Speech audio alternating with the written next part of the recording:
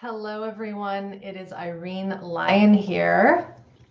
It is my monthly special topic lecture. What's the date today? It's the 24th of March, 2022. And today I'm going to dive into a topic that kind of revolves around everything I do and have been doing since I was in my 20s, actually. And I'll give you a little overview of that. But it's all around this concept of survival self-care versus repair self-care. This is kind of my lingo. I'll define what that means in a second. But because this is live, and for those of you maybe watching the recording after, welcome. Because this is live, I want to give a moment or two to get people on here. So while we do that, I'm just going to mention a few things that are unrelated to this specific lecture. So first of all, if you're new here, welcome to this channel. Be sure to subscribe to this channel and also turn on notifications. Please know that the videos here on this YouTube page, if you're watching this on YouTube, they're for you to watch and take in and learn. We have got lots of lectures, lots of Q&A calls from the past that have endless hours of learning around the nervous system and healing trauma and the somatic system and neuroplasticity. And then I have hundreds of vlogs on all sorts of topics. So if you are new here, be sure to check those out. And also know that if you comment or if you have a question around something in the video, please ask. My team and I are in those comments, specifically two of my moderators, professionals in the somatic healing world, and they are there answering your questions. So do not be shy.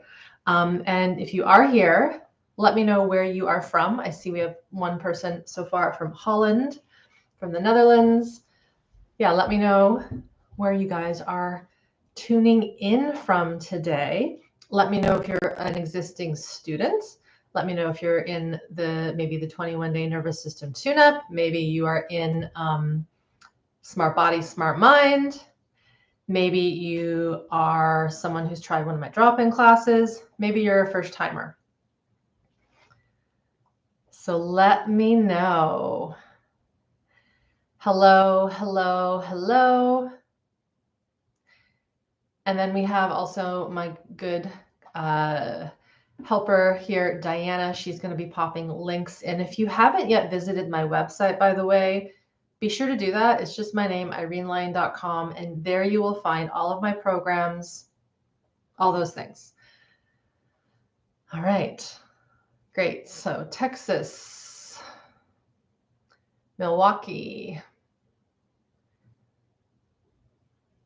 Colorado, Wisconsin, Colorado, Bay Area, Ukraine, California, Maryland, first-time student of SBSM, Ontario, Calgary. Great. Thank you for your fun emojis. All right. So I have some notes, a few books, and I might actually start with reading something. I'm going to start with reading something, and I'm going to read one other thing after this, and then I'm going to define what I mean by survival care versus survival self-care versus repair self-care.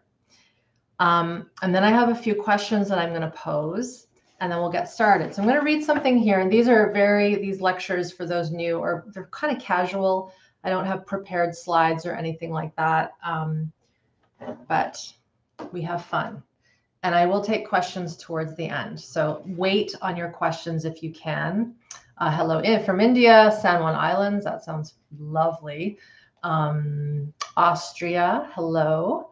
I guess it would be, what would it be for you guys? It's the evening. Guten Nacht. I think that's good night. Anyways, okay. This is from a book that is probably not known by many. It's called Health Through Drugless Therapy, Harold Riley and Ruth Broad. Now, this book is a handbook that covers the work of someone by the name of Edgar Cayce. Now, Edgar Cayce is long past. He lived in the late 1800s, died, I think, in 1945. He was really one of the first people to really dig into holistic, we could say, remedies that weren't typical. He was a mystic, a psychic, and his story is incredible. So I'm not going to go through everything there, but what we could do is we could pop in the Edgar Cayce website. It's a research center now in Virginia, at Virginia Beach. And I came across his work years ago, and I don't remember where or how anymore, but I have found that some of his writings around health and repairing the human body and making sure that we treat it well have been some of the more prominent texts that stay in my head. And so he was really interested in making sure that the body relaxed, making sure that the body had time to repair and recover.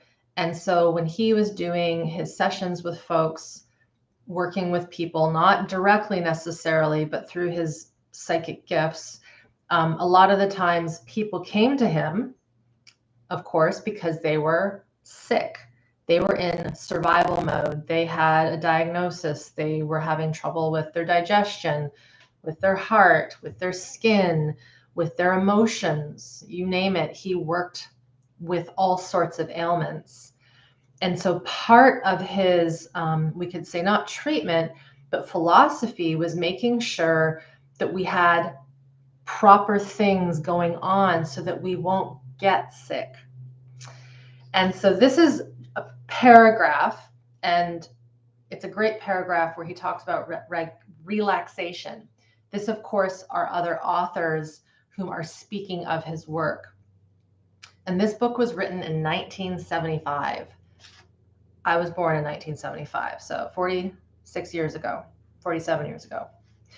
So they write, millions of people in the so-called civilized world are suffering from future shock. They have that in quotes. I just love that. Future shock. The last half century has tremendously increased the speed, quantity, and range of sensory stimuli that strike the brain. I'm going to add, and the nervous system, and our somatic physiology, and all those things. It's just more, it's more than our brain.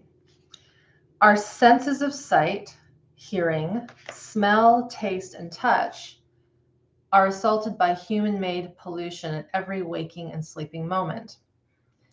The increase of tension in modern life, the competitive strains in work, worry, and insecurity, all adding up to stresses, even in the so-called recreation and leisure, are being discussed ad nauseum with appropriate alarms in all the media, and fill the psychiatrist's offices with patients.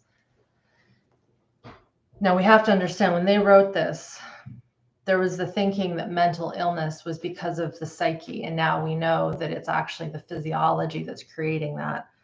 It's influencing the brain, but they didn't know this back then.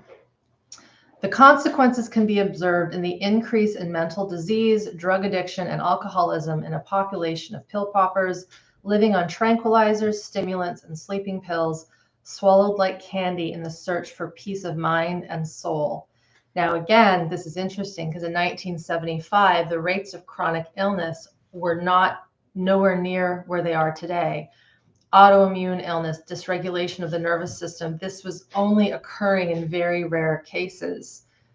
The war brought out things like shell shock, the First World War, and then it wasn't really until the Vietnam War, for example, where we started to name things like post-traumatic stress syndrome or disorder. And then from that, complex disorder, complex PTSD. But I wanted to read that because it's just kind of where we're at right now in many ways, and that, as they said, there is this insult of stimuli. And now, 46 years later from 1975, not only do we have man-made things and airplanes and radio waves and all these things, we have computers and technology, and we're on these devices that are all around us. You guys are obviously on a device with me here. And so it makes us struggle because we're not in our natural world. I don't think this technology is going away anytime soon. I think it's going to be around for quite a while, probably forever, unless something cataclysmic occurs, which I hope it doesn't, because I like my devices. I like being able to connect to you guys and get in a plane and, watch a show and all these sorts of things. But in the context of this current, what we would call very technology heavy world, industrialized world, domesticated world, and agricultural world, these are the worlds that we've kind of amassed in our evolution of humanity, our physiological systems are taking the hit. And I think many of you get what I'm saying here. So if we think of survival care versus self-care, survival self-care versus repair self-care, I'm going to talk first about survival self-care in an acute sense versus a chronic sense. So survival self-care in an acute sense, acute meaning in the present moment, that would be the accident that we might have. That might be the bad news that we get. That might be the restless night's sleep because we just found out of bad news, things that are happening in the moment. And so when there's something acute occurring, then we want to go into survival self-care. So let's just say that one gets an injury, right? Let's say you twist your ankle. Rarely do we twist our wrists, but let's say you twist your ankle, you roll over your ankle doing something. You want to go into survival self-care. Now, here's what's interesting. Play along with me here and tell me if you've known this to be true for yourself. Something like that happens, and so often in our current culture, we won't take care of it unless, of course, it's so bad that we can't walk and we have to go to the hospital. But a mild sprain, we might just brush it off. We'll keep walking on it. We won't sit down. We won't rest.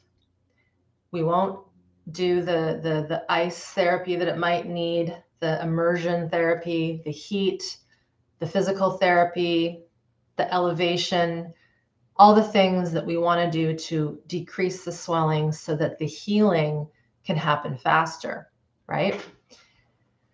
We tend to leave those things out. So one thing that is important is that when we are having acute things occur, we take care of it as fast as we can. And let's just say we're at work, we do this, we can't leave. When you come home that night, go into, we could say that would be repair self-care. So we could say it's survival self-care, but then we're wanting to shift gears and really tend to it, really nurture it. I always think about animals. I grew up in an animal hospital, literally. My parents were both veterinarians. And if an animal had a wound or something, they would lick it, they would tend it, they wouldn't walk very much. They would get a little more depressed, but not mentally or psychologically depressed. They would just slow themselves down so that that paw would heal. And I've heard of, for example, in the wild nature channels, I remember a lion, something big. It was a big cat, big mama cat went missing. And her babies were kind of left alone for a little bit. And they thought that something had happened to her. Maybe she was got killed for whatever reason or poached. And they ended up finding her in a cave or in a secluded area tending an injury. And so she knew in her physiology, I better rest and take care of this, because if I don't, I'm not going to be able to help my little cubs do what they need to do and help them get food, etc.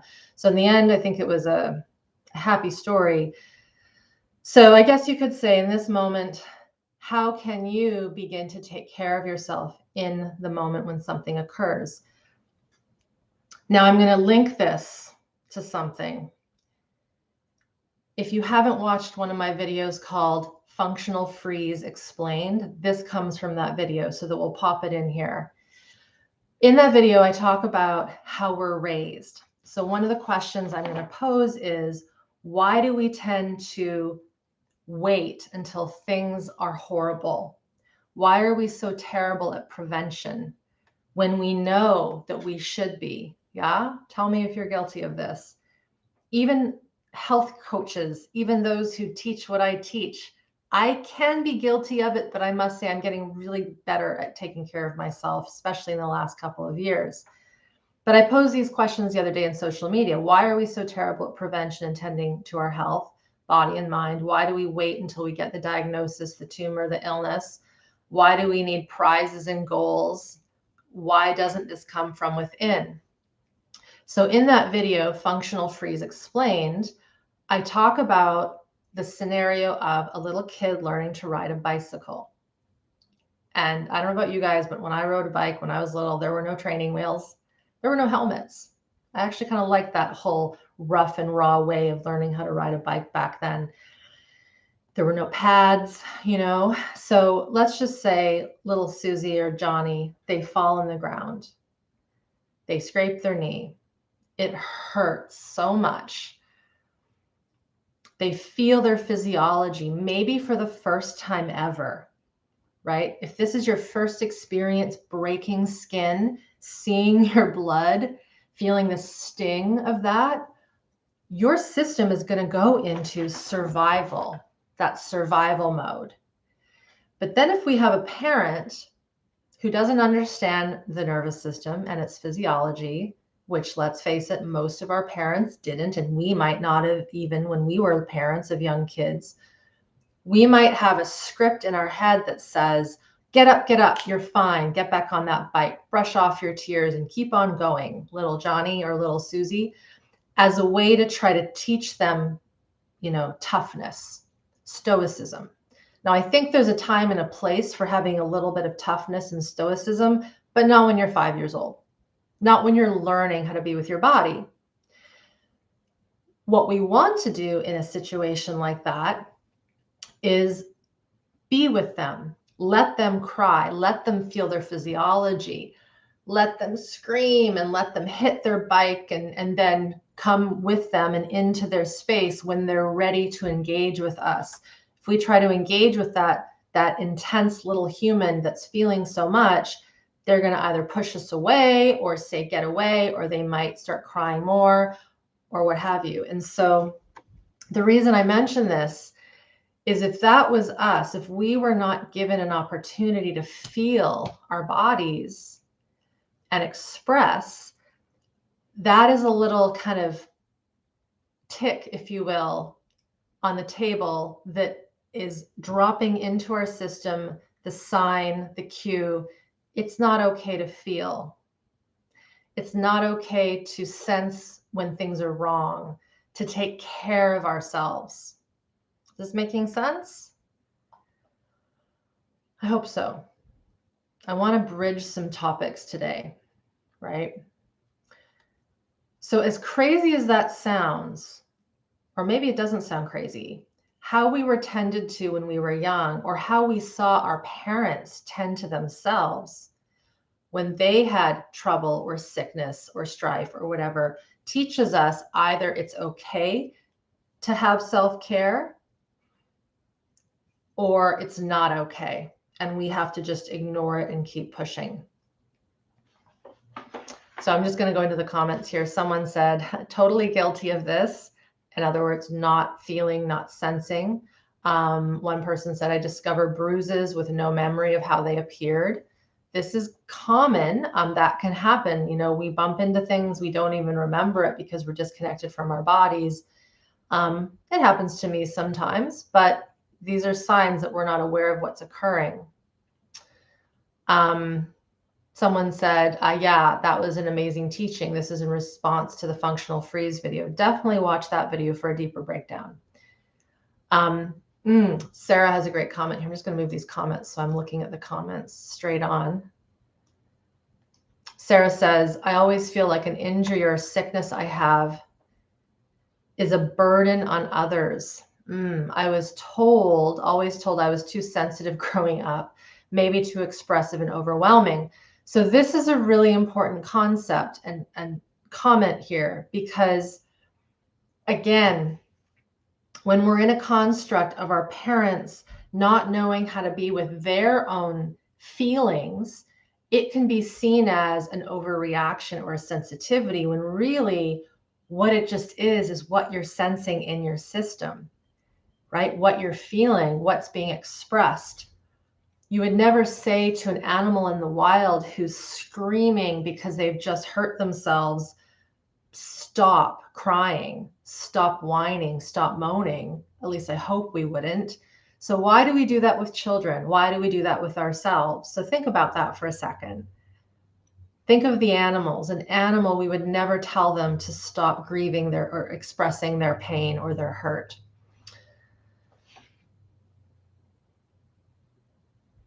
Someone says here, Anne, I walked around with a broken arm for 2.5 weeks. This is super common. Another person, I always feel guilty when I'm sick. Also very common. You know, when we get sick, it's a sign that the body is lowered in its system, lowered in its immunity. There's some elements that would say that a sickness is actually detoxing the body of something foreign. It's a way of purging, right? Just like a fever is there to purge something that's foreign in the system, just like a stomach bug, diarrhea, throwing up, it's purging the body. But again, this disconnection that we've had with our natural world and the way that we've tried to keep things really contained in a very aristocratic way, you know, don't pass gas, don't speak, be very proper, suck in your stomach, even though it's causing you absolute pain. That kind of way, I think, is on its way out. At least I hope it is. So yes, this guilt of feeling I'm not well today is, again, this sign of really this societal sickness of not allowing people to feel what it is that's happening in their bodies. Really great shares here, you guys. Kathleen wrote, I witnessed my mother collapsing into bed every day when she got home from work. And so I can still have that habit of complete shutdown when I get home. And I'd love to get out of this habit. Yeah, totally. And here's the thing. Some mothers and some fathers worked, 3 jobs, 2 jobs. They had their own worries with their parents, maybe taking care of sick parents, multiple children, putting food on the table, their own traumas that they never healed. I don't blame some parents coming home and collapsing and not being able to deal, because their systems really were at capacity, at max. There was no such thing as real rest and rejuvenation, and we're still learning about this. Another person said, I used to get injuries or sickness to get attention. This is also very common, but I was generally told to just get on with it. Emma, you write this. This is actually a way of fawning. A lot of people have heard of fight, flight, freeze. There's something called fawn, which is actually a little more higher level. It's a little more psychological coupled with physiological. But children will actually fawn into an illness, sometimes a very, very severe illness when they're young, as a way to get attention, because they see they're not getting attention being a normal, healthy kiddo. And so I guess if I do this, and it's very, very much psychosomatic, it's usually not conscious, the system will start to break down in order to get attention and love. If we ever did that when we were young and now we're old and we're in this cycle of sickness, we need to break out of that, right? Because it was wired in very, very, very young. All right. Thank you so much for all your comments here. I'm going to get back to kind of what this concept of repair and survival self-care. So just to review, I started by talking about survival self-care.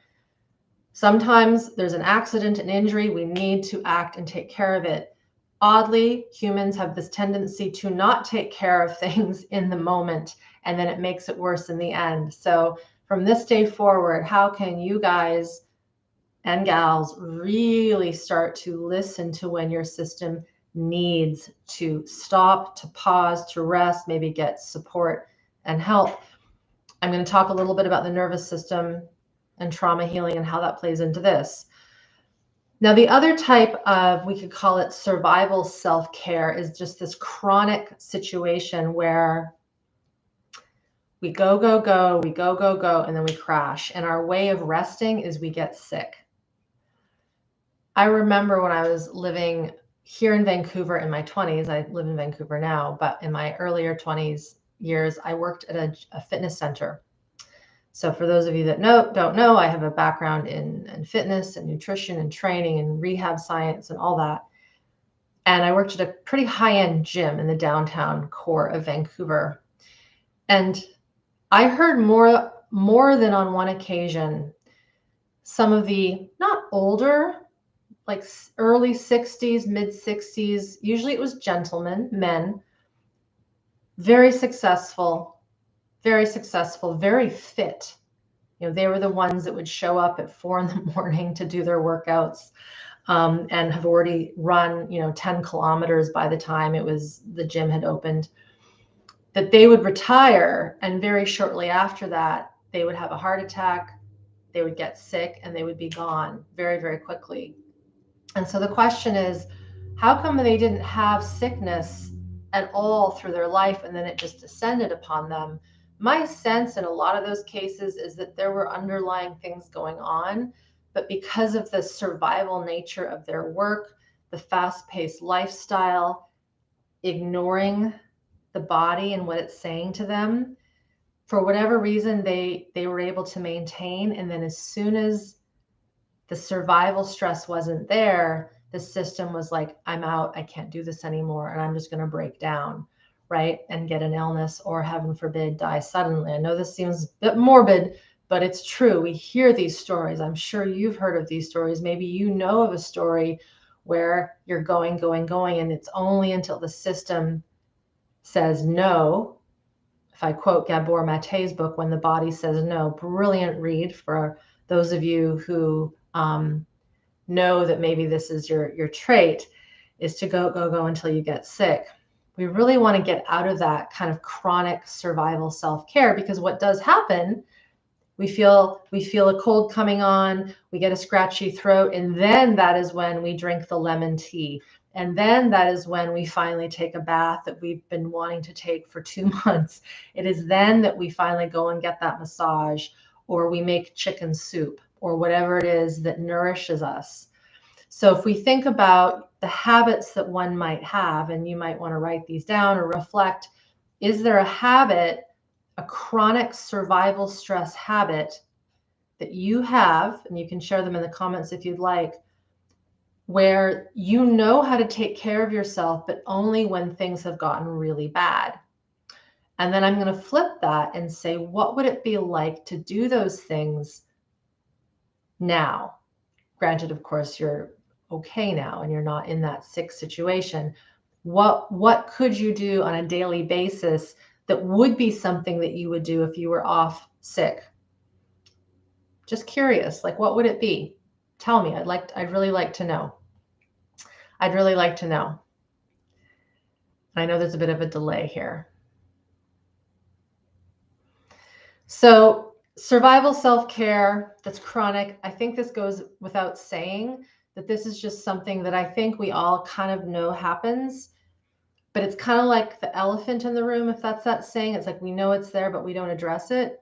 So let's start addressing it. Now, the next question might be, well, then why don't we address it? We know that we do these things. And this goes into this question I posed to myself and to you the other day via email and social media. Why do we need, let's just say, prizes? Why do we need a goal? Why do we need a sickness to motivate ourselves? Why does it not come from within? Right? Why does it not come from within? From what I have seen in my studies, the way that most, and I'm generalizing here, most little humans, when we're little, are taught to be motivated is through force, is through coercion, is through praise, is through prizes, right? And it's embedded even in our school systems. Very little learning occurs because it's self-directed. because a child is looking to create something or learn something. But if we even go back to the home life, if we think about a common tug of war that occurs with parent and child, I don't want to eat that. Well, if you don't eat that, you're not going to get this. Yeah? Did anyone here grow up with that? I didn't, thank God, but I know most people did. If you don't get that grade, you're not going to go on this trip with us, or you're not going to get to go to camp.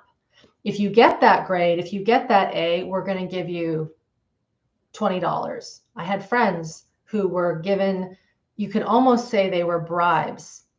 If you get this grade, you'll get this much. If you get this grade, you'll get this much. It was insanity, in my opinion.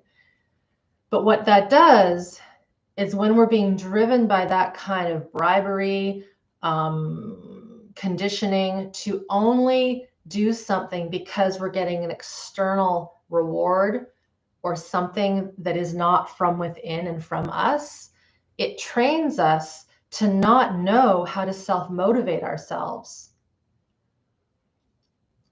And I close my eyes for a moment because feel this. I know I can't see you guys, but I know enough of this story to know that probably out of the 99 people here, and now 104, there is at least, if not 60% of us here who were incentivized, as someone just said, given rewards for good behavior, but then we were punished when we showed bad behavior. And I say that with quotes. And the trouble with this is that it doesn't leave any room for internal discovery. And so then when we are older, it becomes very, very difficult to motivate ourselves unless we give ourselves a prize. If I can do this with my health, I will allow myself to have this treat. Or if I get this job done or this project done, I will allow myself a pedicure, whatever, right? And again, there's nothing wrong with booking in a pedicure for a nice, lovely treat. But what is the impetus? What is the origin for that? What if you just booked a pedicure or a massage just because you wanted to, because your body felt like you needed it, not to reward yourself? So I think this is why, I kind of know this is why from experience, that a lot of humans lack that internal motivation. I will talk in a moment about how we get that back. So don't worry, I'm going to go there. So I'm going to go into the comments here. So someone said, this is my question too, what would you do? What could you do more of that you knew you do when you're not well that you could do now? So someone said, sleep, more sleep. Awesome. Take more baths, sleep again, massage, beach walks, forest walks. Someone says, I rarely get sick throughout my life and struggling now with the issues. Yeah, the crash is real. I actually wrote an article fairly long called the 2 stages of adrenal fatigue. The 2 stages of adrenal fatigue. I think that's the right name, Diana, if you can pop that in. But I break down the 2 stages where our bodies go, go, go, and the cortisol keeps us going. It actually stimulates us to keep going and keep going. But then when those adrenals have burnt out and our nervous system physiology can't keep producing, we literally are like a battery, us humans. I'm learning more about this these days, but we're like a battery. And when our batteries finally don't have any more juice, we stop working. This is when the crash occurs. Okay, back to the comments. Someone said again, regular body work, walking outside, time in nature. There's a theme here, you guys. Sleep, nature, and body work. Walking, yes. And so now I'm going to read a few comments just because it's fun to just see. I want everyone to see that everyone is kind of in the same boat in many ways. One person said, this is in regards to childhood and us getting rewards for doing things. So yes, I couldn't be coerced. Reward has never incentivized me. Okay, so that's kind of the opposite. One person said, I only got punished by my father and no rewards for anything good. So again, so here we have a situation where all we got, the attention, was punishment, was stuff that wasn't very nice. And then there were no rewards for anything good.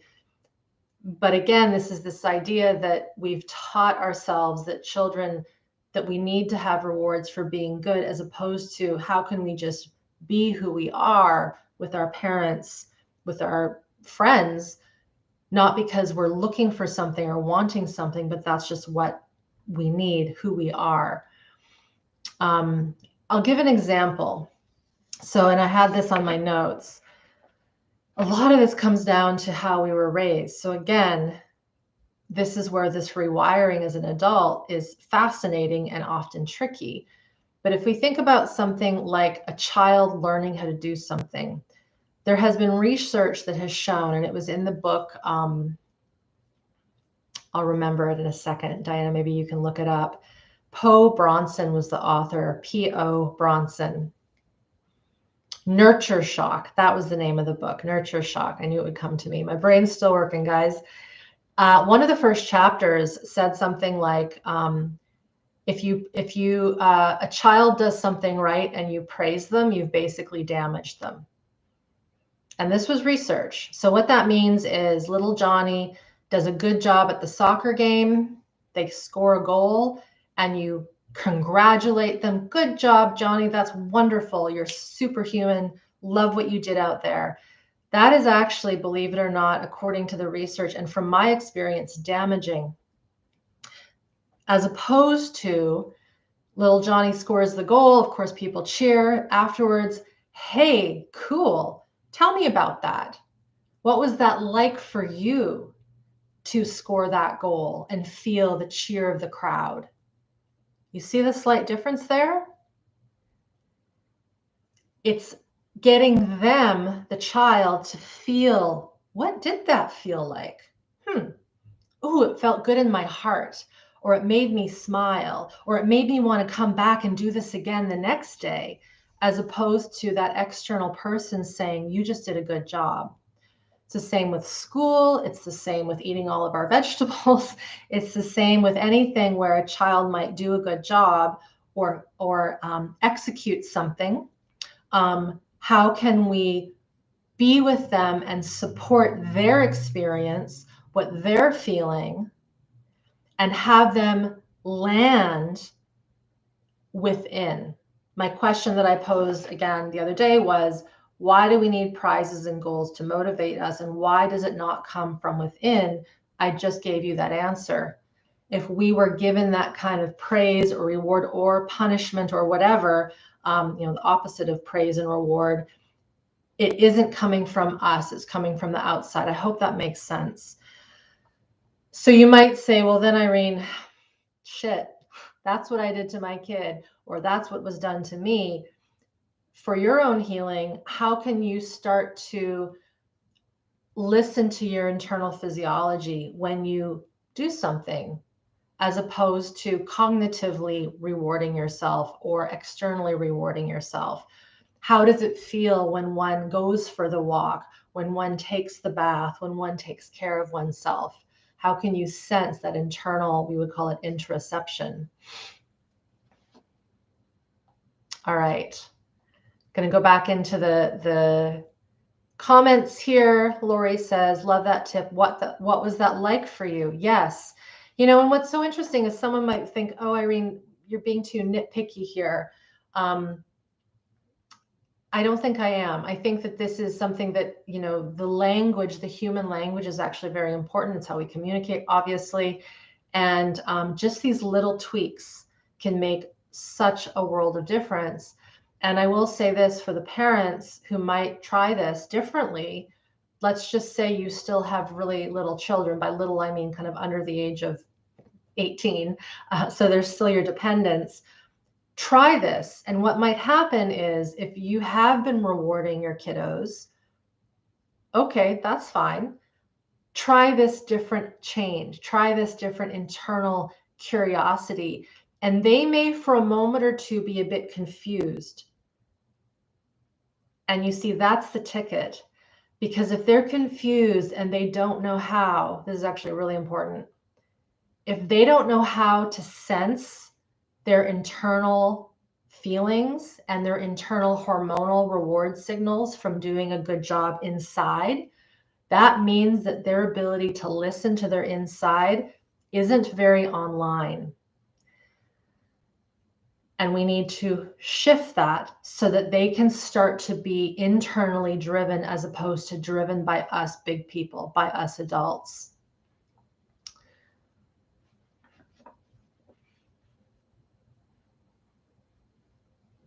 I'm just looking here at the reaction or the comments here.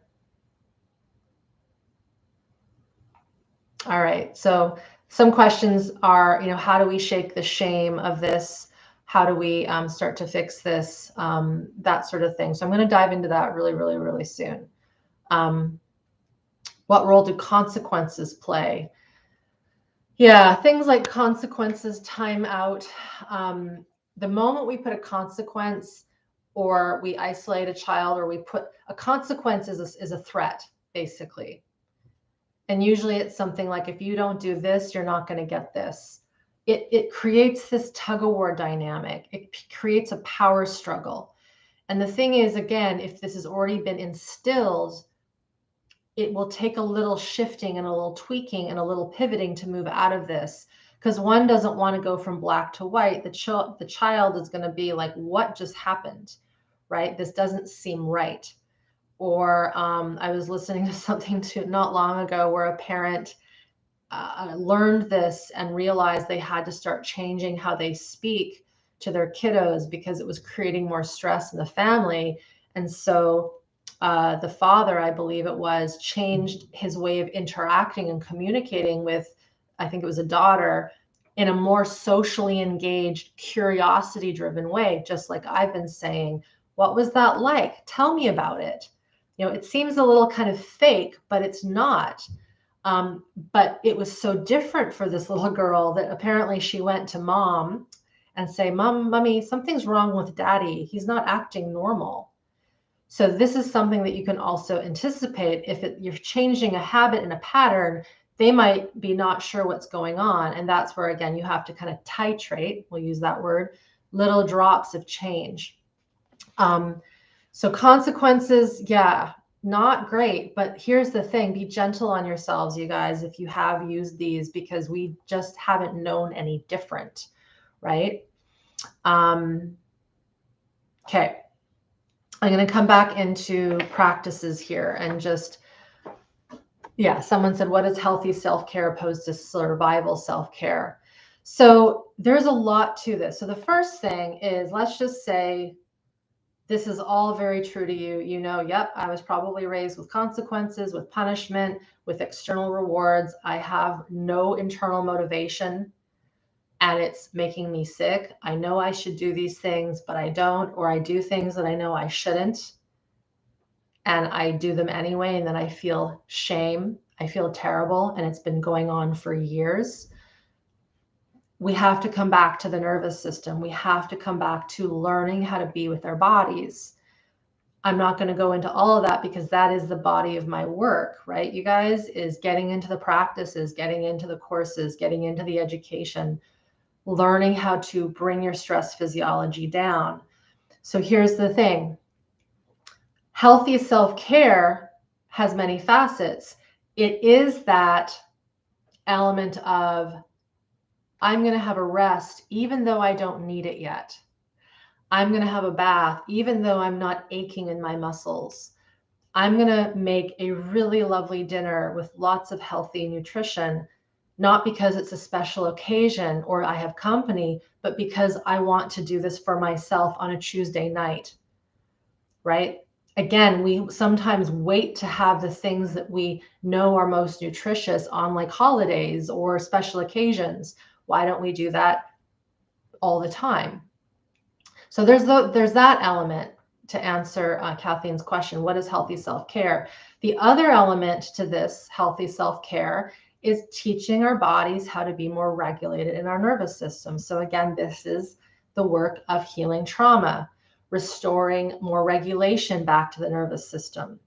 Because here's the thing, let's just say we do these things to rest more, have more baths, take care of ourselves, have more walks in nature. If there is this underlying survival stress that's running the show, that is old trapped trauma, that fight, flight, and freeze, this is what I talk about all the time. If that is still there, when we do go into this more repair mode, self-care mode, the system is still going to struggle to repair. And this is the clincher, guys, is that even with the practices, if there's this physiology that is unwell, the repair isn't going to be as good as it can be. And so that's where there's a little bit of an and a but here, is that do these things to slow yourself down, to give you more time. That may help with the regulation of the nervous system. That may give you more capacity to sense and feel. And if there is deep freeze and shutdown and deep toxic shame running your system, that's where more specific trauma work is essential. Specific nervous system work is essential. And that's what all of my programs teach. So again, if you're new here and you haven't dove into a proper English, Irene, if you haven't started let's say the nervous system tune-up, my 21 days nervous system tune-up, get into that stuff, right? I know a lot of alumni are here. If you're an alum and you have access to these programs, those are the programs you want to work on to get yourself back into the body. Because remember, if we could sum up this lecture in a couple of sentences, it is the ability for you to get back into your internal physiology and listen to what your body needs and requires. Because when you are more regulated, when you're more tuned in to your system, you are going to know what your system needs. But to go back to that example of asking your child, how did that feel?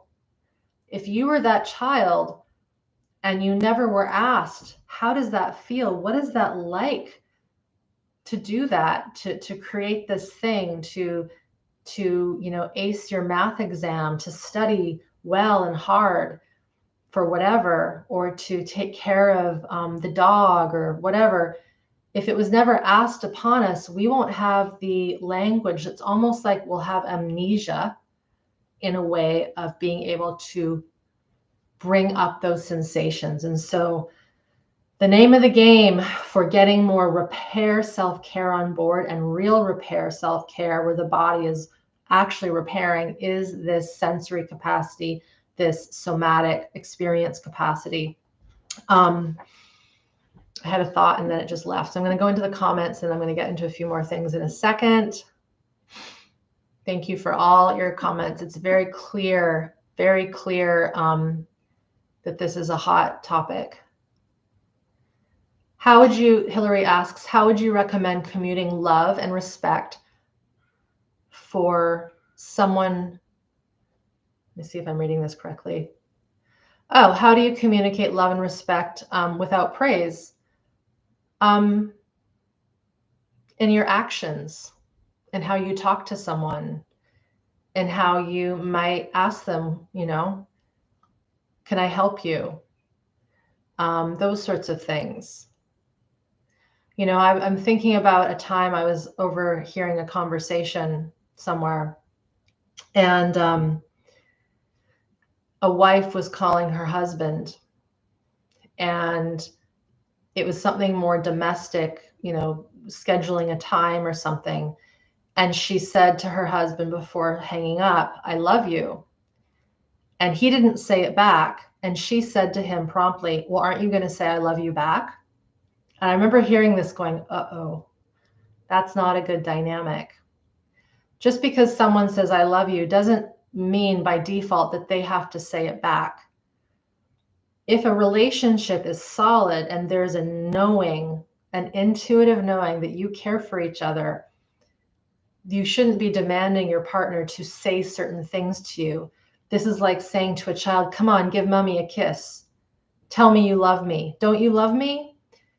If we go into that kind of interaction, you may find in that person somewhere in their childhood where they also had this friction with how they were demanded certain things, or how they were told, you have to tell me that you love me so that I believe it.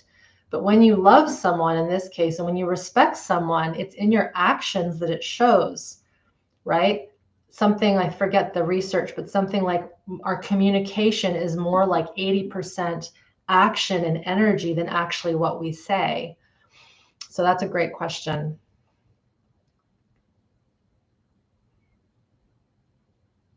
Someone asks, when we're on antidepressants and anti-anxiety meds, would the Smart Body, Smart Mind program still work, or does it suppress our emotions?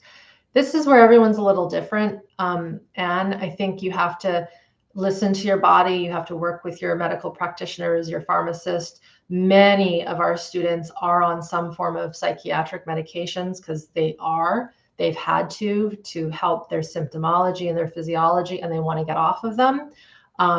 And so it's all about kind of slowly entering into the work and then knowing kind of in your mind's eye or in your body's eye, I want to eventually get off of these. There's a great interview with one of my SBSM students. Her name is Holly, and she talks about her benzodiazepine experience and moving off of those, and how Smart Body, Smart Mind was a lifesaver for her at getting off of them, or I think she was already off of them, if I believe, but healing after being off of them. So Diana can pop that and you can take a look at that.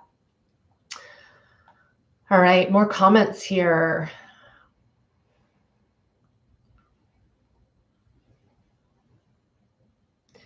Someone asked, do you think diet plays a role in healing or damaging your nervous system? You know, diet is so individual, and I think my biggest recommendation for diet is obviously real food, whole food. You need the nutrients as much as you can, nothing that is processed, nothing that is fake. There's a lot of fake products coming out now that have so many chemicals in them and processed stuff. Oil is the most important, one of the most important, making sure we have good fat, not consuming seed oils. You know, this is a whole line that I don't really go into, but what I would recommend is, or what I would say with diet, I have found that as people get more regulated and more able to listen to their internal physiology, the system, again, remember, we're organic, natural mammals as humans.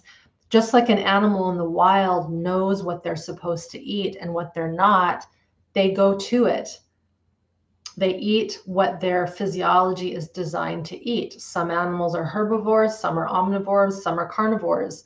And I think humans from what I've seen, we're pretty omnivore-ish, right? And just because of the way that our stomachs are created, the way that we need certain vitamins, especially B vitamins. But again, it comes down to your system and the time of the year, what you're doing. Are you recovering from an injury, an infection? Are you working out a lot? All sorts of things. So I think the one thing that damages our nervous system is when we aren't getting all the proper nutrition and we're not eating whole foods. That's kind of my nutrition rant right there.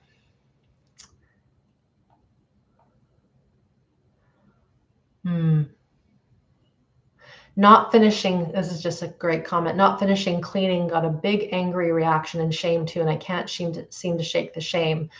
Yeah, cleaning, I'm assuming you mean cleaning your room, cleaning the house, cleaning the space. Again, working with shame is very important. Toxic shame, where we're being ridiculed, humiliated. Again, shame comes down to the body. And I've got many videos, Susan, on shame. So if you haven't seen some of those, be sure to just Google shame, especially toxic shame, and my name, and you'll find them. We can pop a couple in the link in the links below, so you can check those out. But you know, I'm going to mention something about cleaning, because I've seen the struggle, this internal reward of clean your room and you'll get this when kids are little. Again, this has to start very young, but as soon as a little person is able to like pick up a blanket and move it, That's when you show them, this is how you make your bed.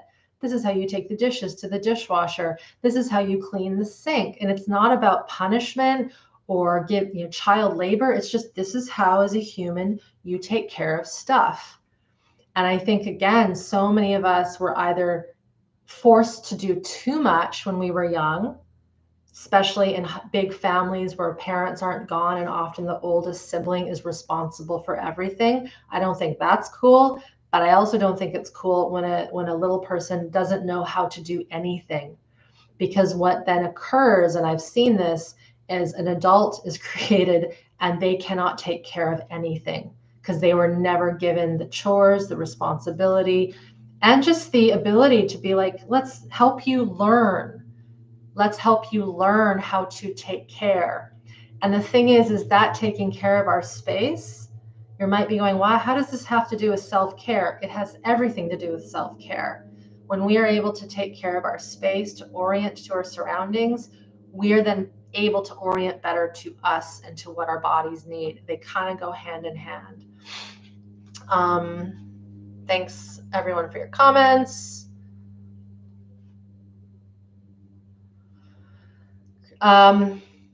Creative says, can your program help someone who's been dealing with major nervous system issues for a few years? Heck yes. We have students that are in their 80s that have been dealing with nervous system issues since before they were born. I'm dead serious. It doesn't matter how many years you've been dealing with whatever issues of the nervous system. It's about starting now and getting into the process of healing the nervous system. All right. I'm going to get into one more thing here. Two more things. I'm going to read another thing from Edgar Cayce. Another thing from Edgar Cayce. I'll get into some of your questions. So again, this is from one of his compendiums of books, the Edgar Cayce Companion. It's got lots of things in it, but this paragraph, in my opinion, is just on point. And this has to do with self-care.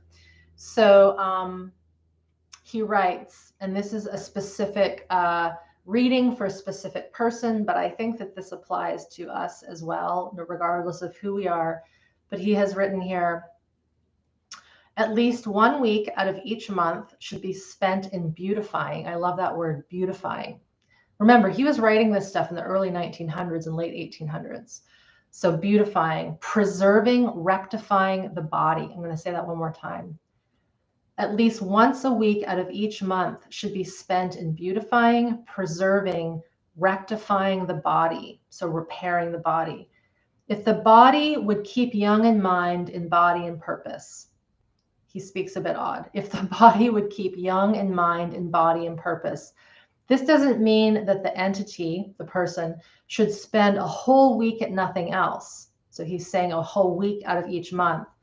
But choose 3 days out of some week in each month, not just 3 days in a month, but 3 days in some definite week each month, either the first, second, third, or fourth week of the month, where one is getting self-care. He uses words here that aren't typical in our world now, but he does say hydrotherapy. So that's bath, cold, body work, he says, lights. So interestingly enough, he was even talking about the importance of light and light therapy back then. I'm going to have an interview out soon with my good friend and colleague, Sarah Kleiner. She's also an SBSM student, all on circadian biology and getting into light.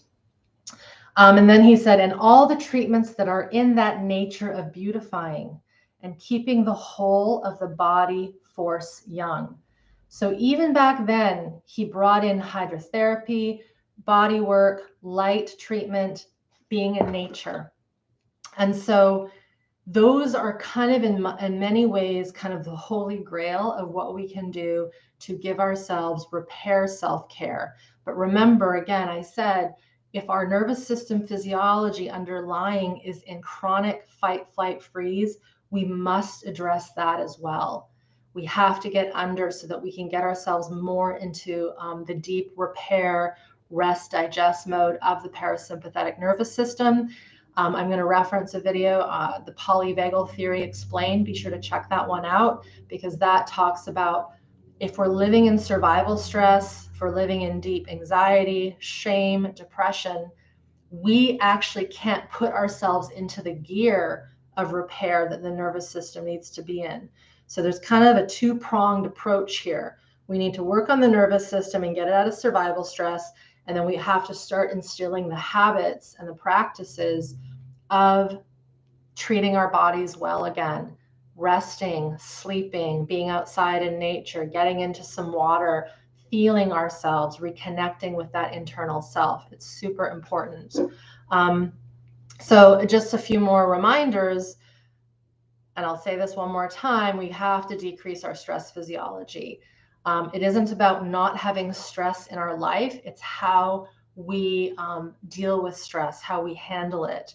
Another thing, orient. I've done many videos on what orienting is. If you guys are super new to me, you might not know what that means. Check those out. We'll post some below. One is called, I think it is the 2 types of orienting. And there's a long form lecture called What the Heck is Orienting? So check those out. The other is somatic capacity, which is just a fancy way of saying getting back into the body.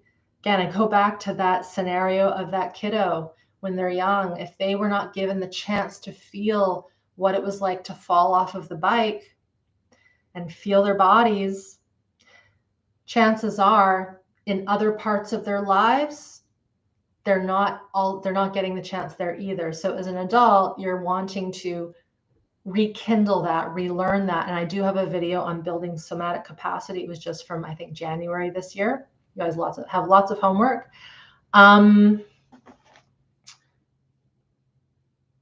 Yeah, I'm going to go into the questions.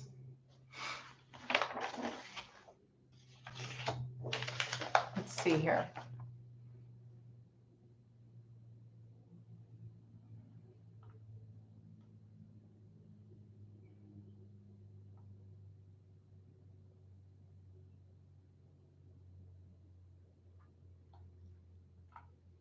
All right. Great question, Catherine. So Catherine asks, let me just have a little water here. How do you move into let's try that again. How do you move into repair self-care while still meeting external deadlines and responsibilities? Great question. So, and I completely get this, Catherine, because I work a lot. I have lots of deadlines. I have many responsibilities. We have to make the time to rest. And rest isn't just when we collapse into bed at night. So let's just say there's a busy life, a career, children, cooking, family.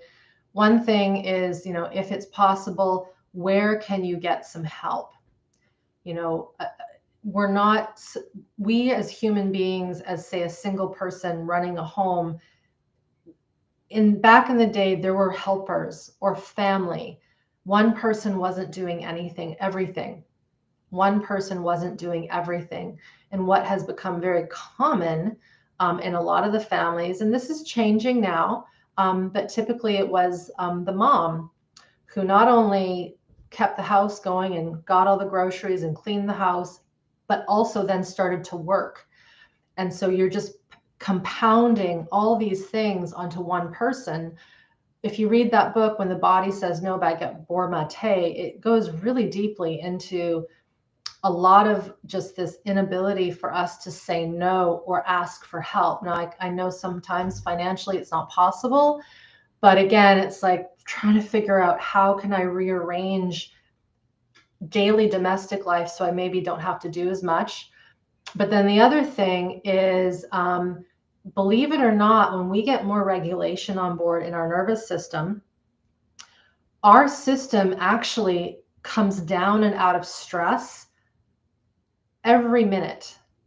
We're not jacked up the whole day because we're feeling ourselves and we're breathing, we're connecting, we're sensing. Now, there's a reason why I can stay and talk on these for hours. There's a constant, continually orienting, sensing, feeling, breath, and having a sip of water. So while there is a bit of a stress to talking and processing all of this and looking at your questions and all that, there is also within that activity, a recycling of stress, a coming down and orienting to the moment.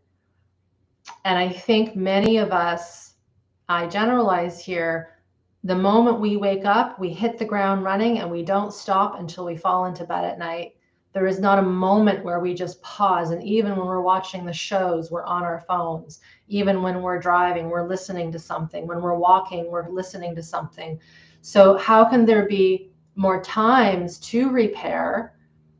Maybe it's 5, if one person could take 5 times a day, 5 minutes, I know that's only 25 minutes, but if you had 5 minutes, 5 times a day to just sit and pause and orient, to do what I would call multitasking awareness, that can help immensely, because you're letting the engine come down to cool. We use that analogy. We're not just revving all the time. And then working on the nervous system, working on repairing the nervous system wires, healing the trauma, because when we have lots of stress in our system, it can seem impossible to make behavioral changes. I'm going to say that one more time. When we have a lot of stored trauma and dysregulation in our nervous system, our behaviors will be taxed. We will not have clarity on what we should do and how we should do it. So this talk is not very linear. There's lots of pieces, and it's because so much contributes to the whole. If you haven't watched the Healing Trauma video training, video number 1, I recommend watching all of them, but the first one talks about my swimming pool and beach ball analogy. Definitely watch that, because that talks about the need to restore capacity and not let any more stress come in. And I talked about that at the very top of the hour for those that have been here the whole time. Remember when I said if you have a sprained ankle or if you have a hurt, that acute survival self-care, take care of it. Don't let it fester. The moment you don't take care of something from this day forward and you brush it under the rug, you're storing that stress. There's no need to. And if you're not sure how to process what you feel, that's where you want to get into my courses, work with somatic practitioner, learn how to listen to these things. All right. Butterfly Talk asks, how do you do self-care with children at home?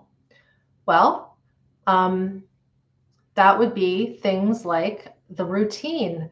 And here's the interesting thing, the routine at night, it's time to brush your teeth, it's time to take a bath, it's time to get ready for bed.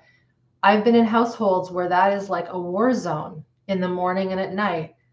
It's horrifying, the amount of cortisol and stress that I've seen in small children homes where the parents are tasked, they're stressed, the kids are stressed, and it's just more stress to get them to do these routines. So that's again where how we as the adult go into that has to really be listened to.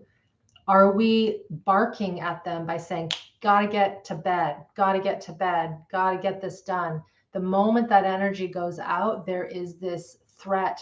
And often that's why the kids push back. I don't want to do that. You're threatening me, even though it's just to brush my teeth. So that's where we're doing it with them, Often it's just them doing it by themselves. And yes, I know that maybe mom and dad are going to stay up and have some dessert or a glass of wine. Doesn't matter. Just brush your teeth twice at night. Do it with them, right? Teach them how to clean their bodies. How does that hot water feel? Oh, it feels so good, or it needs to be a little warmer. Play. Self-care for kiddos is play. It's connection. It's reading a book to them, or having them pick a book and just go through the pictures. I mean, these are very basic things, but we forget that children need so much connection and play, and they need to be taught through modeling how to take care of their bodies, going for walks. So much of our trouble is from not being outside. Even if you're in the city, go for a walk to the park, do something that gets the body moving.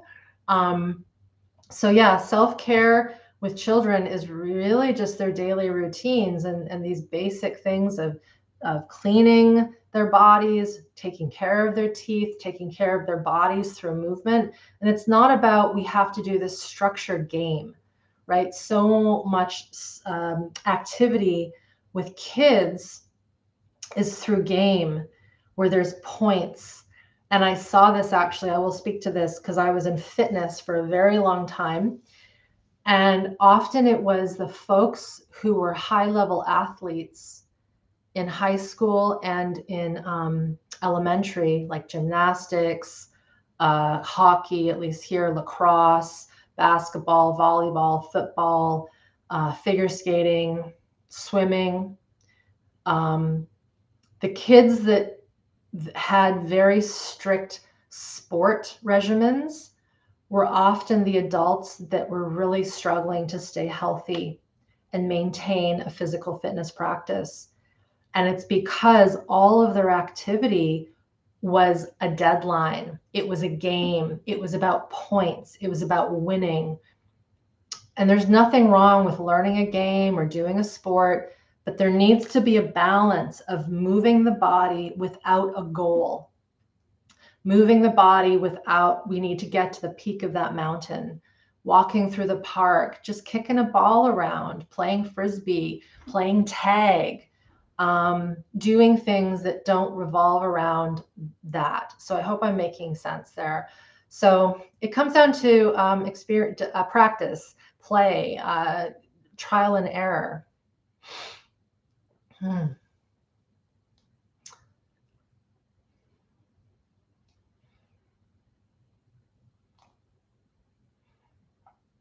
Thanks for all your comments here. Let's see if there's any other questions.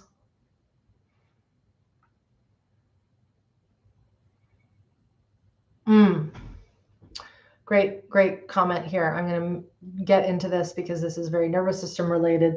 So one person, Miko, asks or says, when I start to stop for rest, for example, in the middle of the day without distraction, I start to feel terrible, overwhelming longing, like my body is screaming, touch me. It's fire in my chest and nervous system. So that comment, everything you just wrote there, Miko, screams to me, as you said, this is early trauma. This is attachment trauma, which so many of us have, and we don't know it. But this is why I mentioned a second ago, it's not often enough to just rest and relax, because if there's an underlying script in the nervous system that is unsafe, that is craving something, it can seem too intense to stop and feel ourselves because there's all this underlying survival physiology that hasn't been addressed. Case in point, this is why many people are workaholics, why many people stay medicated and addicted and pushing because it's too much to stop and feel. I think that in many ways, the cultures that we've created that are this go, go, go, and there's nothing wrong with productivity, by the way, and producing cool stuff and being very productive. But if we're doing it without understanding that we're maybe doing it because we're overriding something we don't want to sense, then we have an issue, because then eventually the body will break down. And this is why I think so many, at least in my world, I've seen entrepreneurs crash, therapists crash, because they're just so dedicated to the work. And they think, I'll do that later when I'm on holiday. I'll do that later in the summer, right? But if we're always waiting for when we have that holiday or that weekend, it adds up. So when I talk about repair self-care, it is, again, can't say this enough, doing the nervous system healing work and finding ways to let your system come down during the day. Really recommend, Miko, if you haven't, check out my resources and get into my content and my, if anything, even the classes and the audio samplers, so that you can start being guided to feel specific things. Because if we don't know how to track that internal sensation, again, going back to that kiddo that falls off their bike and they don't know how to feel inside, then we have to start with those basics as adults. All right.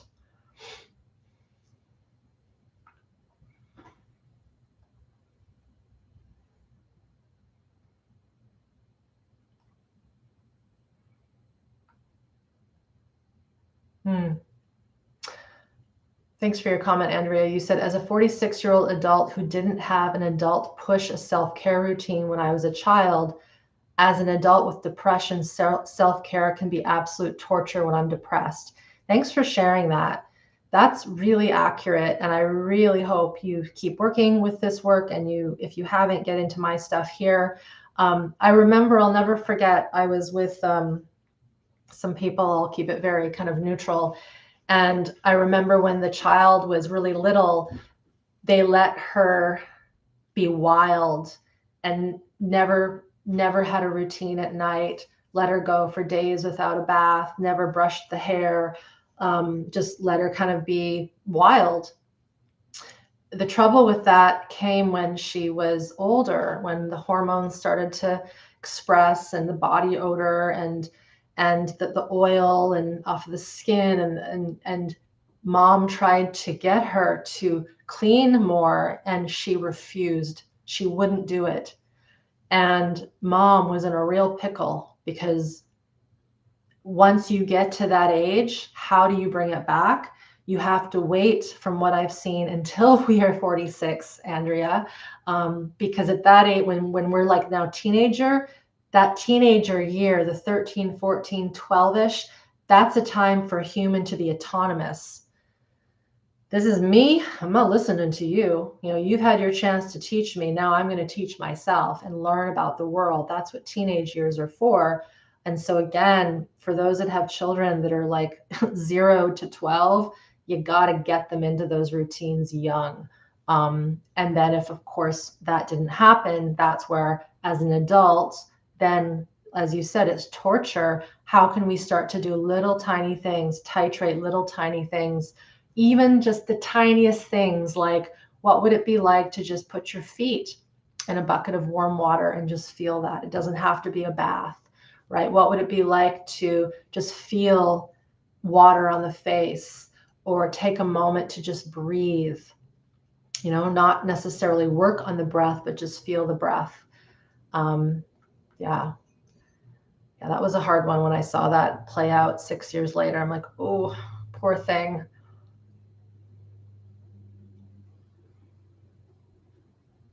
Susan asks, where do you start if you are cognitively affected to the point of having difficulty starting and focusing? This may need to be my starting point. You just acknowledge that there is some difficulty focusing, and you do tiny little bits. So again, if you think about some of my resources, I have some audio samplers where you can listen to a guided lesson, and we can post some of those here. Just put it in and don't even focus. Have it be in the background while you eat a sandwich or have a cup of tea. So rather than, okay, I have to sit and really do this, because if I don't, Irene's going to be disappointed. I'm not going to be disappointed. I'm not even going to know that you're doing it, right? It's not important. It's how are you engaging in a way that is a little more titrated and not as reward-based. Again, this comes back to this history that we've had. If I don't get this right, I've failed. And I see this way too much in my work is this educational world that has taught us if we don't get it right the first time, you're shit out of luck and you might as well just give up. This is an opposite to what we want to do with this work. So I would recommend, Susan, A, getting into the programs, and B, if you want to just dabble, see what it's like to just put something on play in the background and just have that energy kind of infuse. And every now and again, when I say feel your feet, maybe you just, oh, there are my feet. I feel them. Okay, I'm going to go back to eating my soup. And oh, Irene just noticed, feel the breath. Oh, I'm going to feel my breath as I feel the soup going down my food tube into my stomach. So there's ways that we can titrate this stuff in, and little by little.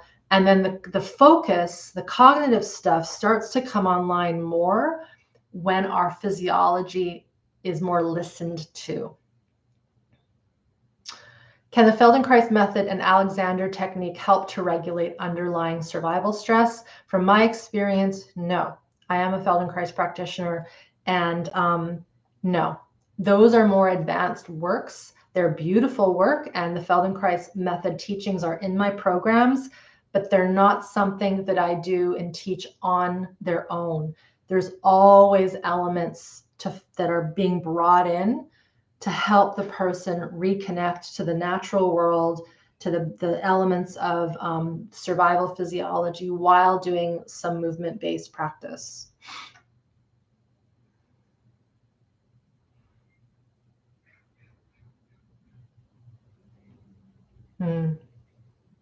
This is really good awareness. Someone just wrote, I'm just starting to realize how much I have dissociated and I still do a lot. Yeah, it's very good to just recognize that. All right. Susan also asked, did you notice a major uptick of this and dissociation with the pandemic?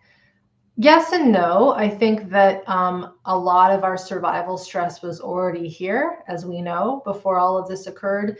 And some folks did really well during the last 2 years, and some folks didn't.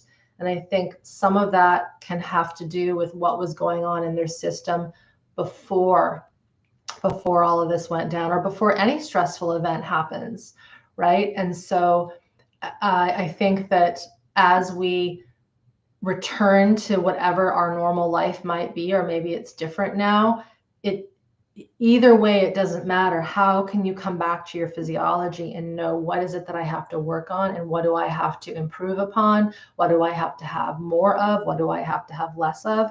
I will say this, I think that we've spent way too many time on our devices, not just in the last 2 years. I've been online for almost 8 years now, and being on this device is stressful. There's a lot of not the best things coming out of this screen, and it's important to get outside and refresh and replenish. All right. I'm going to wrap up very soon here, you guys. Thank you for all your comments. Again, just as a recap, and today was kind of a little all over the place, and I'm aware of that because, again, there isn't a linear discussion here. And it's possible that some of you came in wanting to just take notes of exactly what Irene should tell you to do to have repair self-care. And I hope you're seeing this, as with all the teachings, there's a very circular, kind of twisty, curvy element to how this work works, because everyone is different and everyone is in a different space with different knowledge and different regulation on board, different access to different things. But at the end of the day, or at the end of this talk, I'm just going to remind you, there's this survival self-care thing that is important if we're in a real state of shock, stress, acute trauma.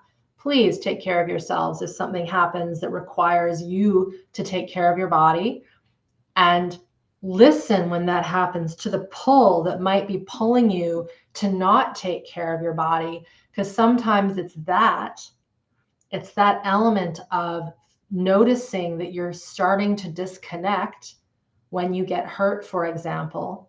I'm going to say that again. It's noticing that we're starting to disconnect, landing on that. That's where the juice is. That's where oh my goodness, I just sprained my ankle and I'm already starting to think about how I'm going to explain this to my partner. What if you just stopped and felt the pain of the ankle for even a minute, right? So survival, self-care in the acute sense. And then there's this whole concept of survival self-care from a chronic perspective, where we're neglecting ourselves to the point where we only focus on self-care when we absolutely have to, because we are sick, we're diagnosed with something, or we just can't function anymore. Let's just try to avoid that by having a little more repair self-care. So this repair self-care concept has kind of two prongs to it, as I've been saying.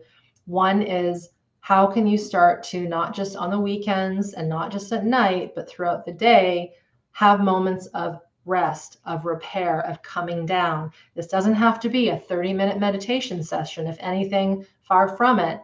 Can you just sit and look out the window and feel the air on your face? Get some sun on your skin, have a drink of water, go to the bathroom because you've been holding it in for 2 hours, right? How can you have these little micro moments throughout the day that add up so that at the end of the day, there isn't this need to collapse? We collapse because we've been driving ourselves in fight, flight all day, and then we go into shutdown, right? So how can we modulate ourselves during the day, get better at it? And then the second prong of this repair self-care is the nervous system work. I'm a broken record, but I've seen that when we get that on board, a lot of what I've already said falls into place much more naturally. So that's everything. Been yakking for an hour and a half. I really recommend everyone here, if you haven't checked out some of my resources, please do so. There's lots of free stuff on my site. If you are getting this now, I've got drop-in class once a month. I do drop-in class. It's an hour class. It's $19. This Saturday at 12 p.m. Pacific, I'll be teaching a class that's going to be all about sparking up a healthy human expression. So we're going to work with the face. We're going to work with the lips and the eyes and moving the skin. We might do some sound. We'll do some intention. We'll do some feeling. I think that because many people have had their face covered for a while, either voluntarily or because they were forced to, I think many of us might not realize how much shutdown we've had in our facial expressions. And so we need to, I'm making funny faces now, but we need to get it back, because without that social engagement, we cannot calm our nervous system in a true sense. We can't connect. We will miss signals of danger or safety when we can't read facial expressions. So that's going to be the focus of Saturday's class. If you're listening to this way after Saturday, all these drop-in classes are available on my website for purchase. So the class coming up is the 26th of September. Oh dear.